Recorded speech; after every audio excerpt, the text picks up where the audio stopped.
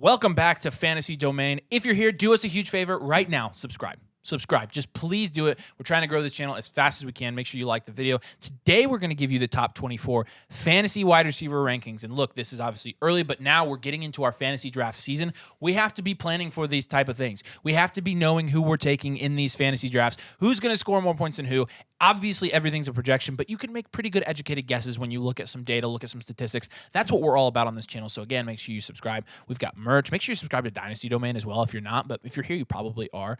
Check out Fozzie Football. That's going to be a really nice tailgating game. If you like paper football, it's very similar to that. We've got a good partnership with them, so make sure you type in code DOMAIN.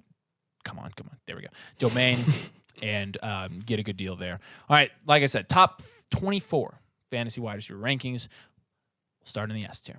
S tier, we've got Justin Jefferson, Jamar Chase, and Tyreek Hill. I think from a game-by-game perspective, all three of these guys have the same ceiling. They have the same ability to just blow up that week and single-handedly win you the week and eventually a playoff game and eventually a championship. Justin Jefferson, we trust to be the most consistent because of his ability to produce 30-plus points per game without scoring a touchdown. Chase and Hill are going to be a little bit more dependent on their explosive playability game by game, and they can lay a dud here or there, but it's not going to be very often, and it's not enough to short them from being in this S tier with Justin Jefferson. This is the order we're going to have them, and I honestly am unapologetic for it. I think it's unquestionably Justin Jefferson number one, and then Chase and Hill close behind. Yeah, absolutely.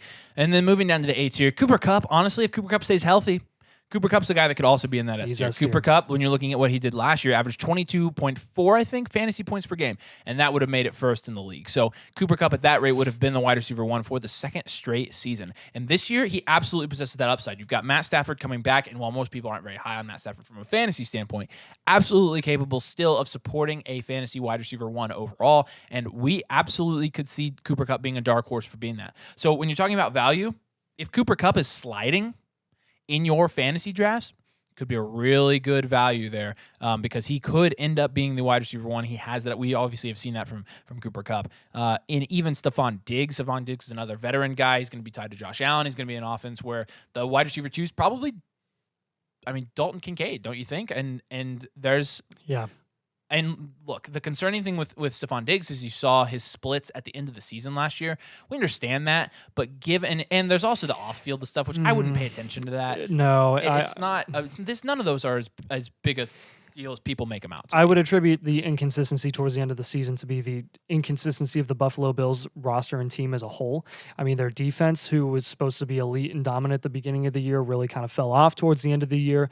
And Josh Allen was struggling with injury, like significant injury, and he was not himself. He was forcing the ball. He was making poor decisions, honestly very reminiscent of Andrew Luck. And Stephon Diggs really did not reap the benefits at all of fantasy points towards the end of the season. So I would be not very concerned with him and his production this year as long as everyone stays healthy. We're not going to account for injury or predict that because you shouldn't. Fantasy football is a lot of luck. Diggs has the ceiling to be a A-tier wide receiver one. Absolutely, he does. A.J. Brown does as well. You saw it last year. He was dominant, even with Devonta Smith, even with Dallas Goedert on the field. He was straight up ridiculous for Jalen Hurts. Don't expect anything different this year. If anything, we would expect the receiving production behind him to maybe shift from Devonta Smith maybe a little bit back towards Dallas Goedert. Maybe add DeAndre Swift into that mix. But as far as A.J. Brown goes, he is one of the best wide receivers in the NFL. You're going to get elite production from A.J. Brown. CeeDee Lamb is another guy that you're going to get elite production from. You saw it last year, 18 points per game in PPR leagues. So he's already proven that he can do it. Now you have the Dallas Cowboys. Going back to the Mike McCarthy called offense, which historically is going to pass the ball more than they did with Kellen Moore. So because of that, you could see increased volume for both Dak and CeeDee Lamb if they follow trends, again, historically from Mike McCarthy run offenses. Given that, Brandon Cooks not going to hurt CeeDee Lamb. Dalton Schultz not there. Can't hurt CeeDee Lamb. I don't see I really don't see a scenario unless CD struggles to stay on the field for some reason where he doesn't repeat what he did last year. I think 18 points per game, still very doable for him. I still think he's got a long way to go. He's obviously a young wide receiver, somebody in fantasy that his upside is that of pretty much any wide receiver on this list. So when you're talking about the type of prospect and player he is and what he's already been able to do. And then Devontae Adams, it's Devontae Adams. It's something you don't have to say a lot. You know, he's quarterback proof. The biggest question mark for Devontae Adams will be the quarterback, even though that is normally not an issue for him. That's still something you have to consider going into this year. And with Devontae Adams, we're still comfortable taking him here at the end of the 8th year because he has proven that he's going to produce as a top 5 fantasy wide receiver. Now, we have him, I think, 7th here. So that projects him maybe to take a tiny step back because of his quarterback play, maybe as he begins to get up there in age. But that being said, he's still going to be anywhere from this 4 to 8 range. We're pretty comfortable with it. 6 to 12, yeah. Yeah. And then you got the beats here, starting with Amon-Ra St. Brown. Yeah, ARSB is the sun god, the PPR god. We always say that with the Detroit Lions. He's a wide receiver 1 in his own offense. Not going to be hurt very much by anyone in that offense, even Jahmyr Gibbs, who, we expect him to be a short to intermediate threat in the passing game, Jahmyr Gibbs as well. How much is that going to take from ARSB? Hopefully not much, and we would predict not that much. I think Amon-Ra will be just fine. I think his ceiling, just with how loaded that offense is collectively, will just limit what he can do compared to the guys above him in the other tiers. That's why we have him just a tier below. We're predicting that he's going to be a very constant, very safe asset. That's what slot receivers do. You can rely on them consistently from a week-to-week basis, and he's going to be a great wide receiver 1 for you on your roster. Yeah, absolutely. Talking about Garrett Wilson. Garrett Wilson is a guy, I think people are projecting Garrett Wilson as a top 5 scoring fantasy wide receiver this year. We are a little bit more conservative with that, given the fact that we know how young he is, given the fact that we're going to be a little bit more careful with projecting Aaron Rodgers receivers because Aaron Rodgers wasn't the Aaron Rodgers of old last year. That being said, huge upgrade for Garrett Wilson, extremely talented receiver, guy that absolutely does have that top 5 upside. And when you're talking about his situation this year, there are not a ton of relevant receivers on the New York Jets. He's going to have plenty of opportunity. He's going to have plenty of opportunity to show who he is as a receiver in the NFL as well. And we expect big things from him. And we also expect big things from Chris Olave. Yeah, Chris Olave is the primary threat in the Saints offense. And with Derek Carr coming into that offense, massive upgrade from what they had last season. Olave impressing everyone in dynasty and fantasy circles, producing at a much higher level than anyone ever expected for a rookie. But, we're kind of just expecting it from these Ohio State wide receivers at this point. They are so pro ready immediately. They're going so high in NFL drafts right now. And Olave was no exception. And he's going to impress, I think, again this year, take another step up and is going to make a run for wide receiver 1 numbers. And we're going to rank him accordingly because of that. And then Jalen Waddle, absolutely deserving of being in this tier. His biggest games are as good as Justin Jefferson, Jamar Chase, and Tyreek Hill up top. I mean, some of the best numbers that you're going to see some weeks, and you're going to see some of the worst weeks as well from wide receiver as well. Jalen Waddle can score as low as 4. He can score as high as 45. Nice. And, but that being said, I'm still comfortable taking Jalen Waddle, and we're really hoping that his yards per reception goes down a little bit and that it becomes a little bit more consistent. I honestly think as much as we're downers on Devon Achane from a fantasy perspective, he's probably going to add another dimension to that offense and just the backfield in general, especially if they bring in Dalvin Cook. That might open the field up even a little bit more for Jalen Waddle, and he can become more of a consistent fantasy asset. Yeah, absolutely. Moving down to the C tier now, this is going to be the wide receiver 13. So these are guys we're going to project to finish either just outside of that wide receiver 1 range, or they're going to be mixed around with the guys in the B tier and finish as a wide receiver 1. We're going to have Devonta Smith here. Devonta Smith was a guy that finished as a wide receiver 1 last year. The wide receiver 2 in his offense, it didn't matter. You saw it with Devonta Smith last year. Does not matter where he's at in that offense. He's going to produce. He is one of the best route runners in the NFL. Size is not an issue. It never has been. Dallas Goedert, what we're potentially worried about is Dallas Goedert getting a lot of targets, getting a lot of production in that offense, and maybe potentially taken away from Devonta Smith. But that being said, we're obviously still taking him off the board around the 12 to 15 range in fantasy because of what he proved he can do, because of the level of player he is, because he's playing in one of the best offenses in the NFL. Has a great situation, and we're really excited about him. And we're excited about Deebo Samuel, not a guy that's going to be super popular this year in fantasy leagues. So this could be somebody that is definitely going to be ranked lower than this in most of your ADP. He could be a buy low for you guys because Deebo Samuel didn't really do a whole lot last year from a production standpoint. I think people are almost completely out on Deebo Samuel, especially given he's a little bit on the older side, given that you saw how he was being used last year, which he doesn't. Yeah, exactly. But people get scared, and you can take that. You can use that to your advantage. We think Debo is going to be used in a very versatile way again. You get the Swiss Army knife, using him on the ground, using him through the passing game. We think whether it's Trey Lance, whether it's Brock Purdy, he's going to get his own. We think he's a good value in fantasy. We think he has a good year again, a bounce back year, and produces at a high level. Next guy's going to be T. Higgins, playing with Joe Burrow, playing as the wide receiver 2 in his offense. But T. Higgins and then JSN, two guys that were pretty high on. I mean, especially JSN though. Jackson Smith-Njigba is currently, according to Underdog, going as low as the wide receiver 31 in fantasy circles. That is quite unbelievable to me. I was shocked when I saw that. I understand people's concerns with DK Metcalf and Tyler Lockett. Let me say this, though. DK Metcalf does not do anything to affect or hurt Jackson Smith-Njigba. They play completely different positions on the football field. He is not taking any targets away from Jackson Smith-Njigba. The only receiver in that offense that you should be concerned with potentially taking away from JSN is Tyler Lockett, who's more experienced and he's older. However, Lockett showed signs of wear and tear last season, and he is older than 30 now, and they drafted JSN to replace him. So at some point this season, I would assume earlier than most project, JSN is probably going to result in Lockett phasing out significantly from a fantasy perspective.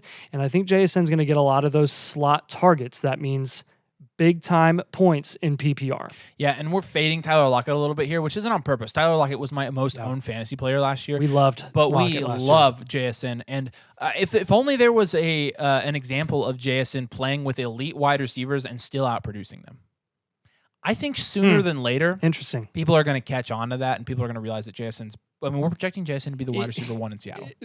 JSN producing at a higher level than Garrett Wilson and Chris Olave at Ohio State was the biggest reason for why he was so highly valued to begin with going into 2023. And now, all of a sudden, it's being... Why is that the reason that JSN should be shorted in Seattle with Lockett and DK? Because we just completely flipped our opinion on what happened at Ohio State. Caveman brain. I don't think so. That shouldn't be happening. T. Higgins as well is here. And with T. Higgins, I mean, again, the wide receiver 2 in his offense, he's going to be a guy that's going to score you 13 to 15 fantasy points per game.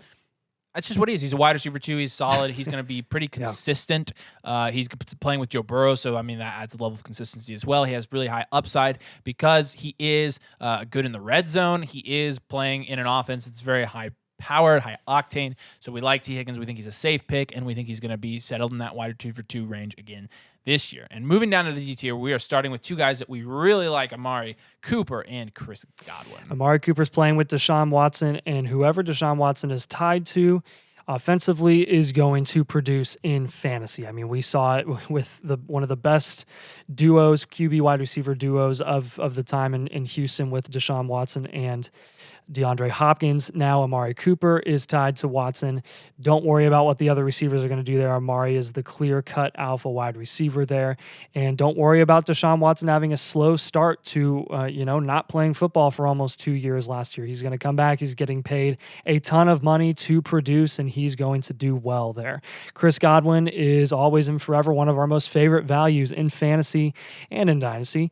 But Godwin is, again, the slot receiver in that offense. And with a QB situation that is one of the worst in the NFL, where Baker Mayfield is likely going to start and Kyle Trask, I think will probably get some starts too. They're going to be looking for the easy targets. They're going to be handing off the ball, and they're going to be looking for their tight ends and their wide receiver in the slot, and that is Chris Godwin. He's going to get a ton of targets, a ton of opportunity. And honestly, if he can stay healthy, he has a higher chance than most to be a low-end wide receiver 1, in my opinion.